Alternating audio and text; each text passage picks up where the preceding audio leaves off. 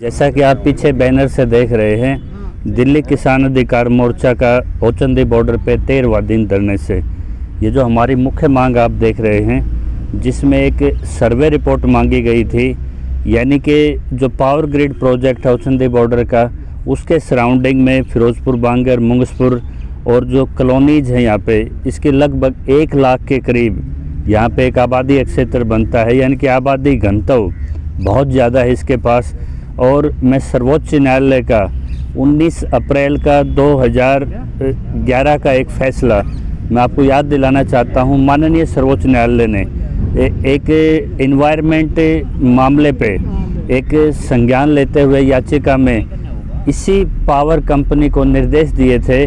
कि जब गुजरात से और राजस्थान बॉर्डर में जब ये क्रॉस कर रही थी तो वहाँ पे एक ग्रेट इंडियन बस्टर्ड करके एक स्पीसीज है, यानी कि एक बड़े आकार का एक पक्षी,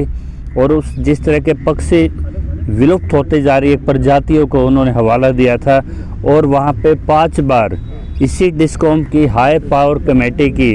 एक मीटिंग होती है और एक असेसमेंट ली जाती है। और पहली बार एक प्राइवेट लाइन के ऊपर सोशल इम्पैक्ट जो असेसमेंट्स फंड है उसको भी इन्वायरमेंट इश्यूज़ पे अलाउ किया गया। और अंडरग्राउंड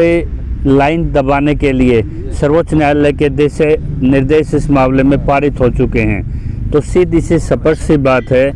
कि जब सुप्रीम कोर्ट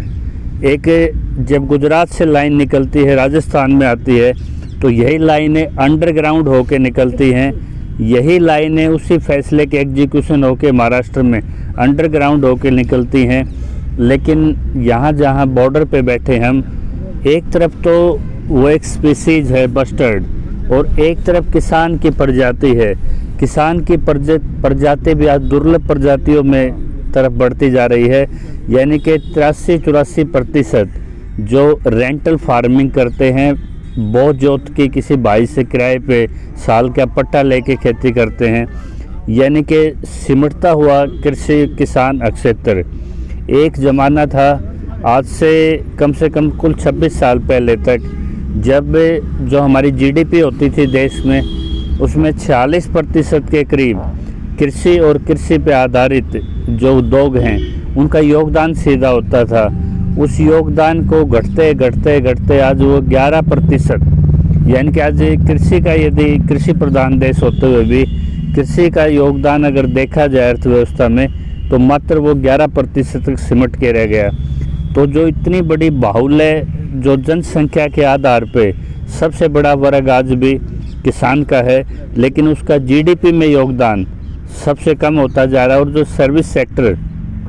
जो मात्र उस टाइम पे 6-7% था, आज उसका योगदान 47% जीडीपी में है, यानी कि सर्विस सेक्टर का योगदान अपेक्षाकृत कम होना चाहिए था। तो किसान, हर राजनीतिक पार्टी कहती है हम किसान के साथ, किसान की बात करते, लेकिन किसान के मुद्दे पे कोई पार्टी किसान के साथ खुल के नहीं है। और यही कारण है कि जब आज हाउस की मीटिंग हो रही है, दिल्ली असेंबली का भी होगा, हरियाणा असेंबली का भी होगा, और इस सेशंस में जितने भी जनप्रतिनिधि हैं उनको यहाँ से जो प्रतिनिधि मंडल हैं वो अपना मांग पत्र भेज चुके हैं। तो क्या आबादी के साथ क्या जो किसान की प्रजाति है उसको बचाने के लिए सर्वोच्च न्यायालय को क्या इस मामले में सोच संज्ञान नहीं लेना चाहिए? तो ये एक बड़ा सेंसिटिव मैटर है। जब इसके लिए मिनिस्ट्री ऑफ पावर में कम्युनिकेशन हो चुका है, आपके पास किसानों की एक लिखित आपके पास मामला पहुंच चुका है, तो अब तक वो पावर कमेटी क्यों नहीं बनी? क्या वो एक्सपर्ट कमेटी, क्या उनकी मीटिंगों के लिए आज हॉल खाली कम पड़ गए हैं, या वो अधिकारी कहीं पे विलुप्त हो गए हैं? तो जिस तरह उस प्रजाति को बचाया गया था, इसी तरह से ये तगाजा है जो पहली मांग यहाँ पे लिखी गई है। तो हम ये चाहते हैं कि हाउस की मीटिंग में जब विधायकों से, एमपीओ से हमारी मीटिंग हुई, तो उन्होंने हमें आश्वासन दिया था कि हम प्रिविलेज कमेटी में इस मामले को लगाएंगे, यूनिफॉर्म जो कंपनसेशन पॉलिसी उसके लिए बात उठाएंगे। लेकिन बड़े दुख की बात है,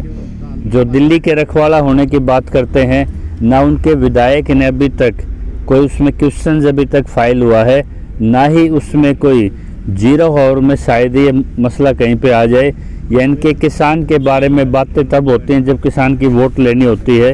और बड़े बड़े संस्थान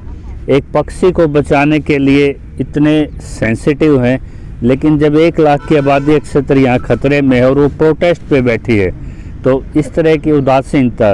ये हमारी समझ से परे की बात है। और जनप्रतिनिधियों को अब देखना है,